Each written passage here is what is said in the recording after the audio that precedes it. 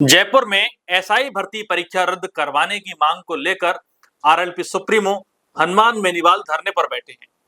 लेकिन यह धरना अब सिर्फ बेरोजगारी या परीक्षा की बात नहीं कर रहा है, अब ये राजनीतिक बयानबाजी का अड्डा बन चुका है। इस बीच एक इंटरव्यू में हनुमान बेनीवाल ने खुलकर कांग्रेस नेता सचिन पायलट पर हमला बोला। आज के इस वीडियो में हम बात करेंगे कि आखिर ऐसी क्या वजह है कि हनुमान बेनीवाल अक्सर सचिन पायलट पर हमलावर होते रहते हैं।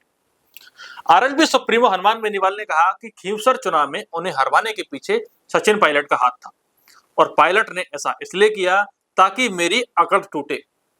लेकिन बेनीवाल ने ठोक कर कहा, मेरी अकड़ तब टूटेगी जब सचिन पायलट नई पार्टी बनाकर चुनाव लड़े और सीएम बनकर दिखाएं। यही नहीं, बेनीवाल ने पायलट को एयर कंडीशनर नेता तक बता दिया।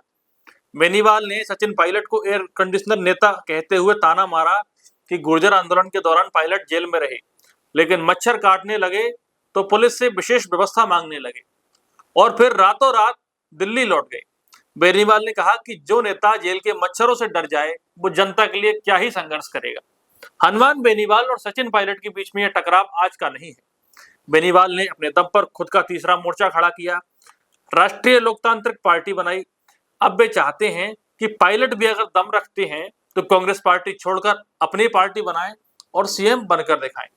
बेनीवाल ने अकेले पायलट पर नहीं बल्कि मंत्री किरोड़ीलाल मीणा पर भी तीखा हमला बोला। उन्होंने कहा कि अगर एक दिन भी अखबार में उनका नाम ना छपे तो वो नाराज हो जाते हैं।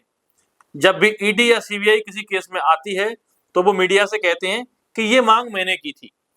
बेनीवाल ने मीणा पर आरोप लगाया कि अगर उनका बस चले तो वो खुद को राष्ट्रीय स्वतंत्रता संग्राम सेनानी घोषित करवा सकते हैं। राजस्थान की राजनीति में सचिन पायलट और हनुमान बेनीवाल दोनों ही युवा चेहरे हैं, लेकिन इन दोनों की सोच और राजनीतिक रास्ते एक दूसरे से बिल्कुल जुदा हैं। पायलट कांग्रेस में रहकर बदलाव की बात करते हैं, जबकि बेनीवाल तीसरी ताकत के रूप में खुद को स्थापित करना चाहते हैं। अब जब जातिगत जनगणना और आरक्षण जैसे बड़े मुद्दे सामने हैं तो इन दोनों नेताओं की जमीनी पकड़ और जन समर्थन की असली परीक्षा भी सामने आएगी।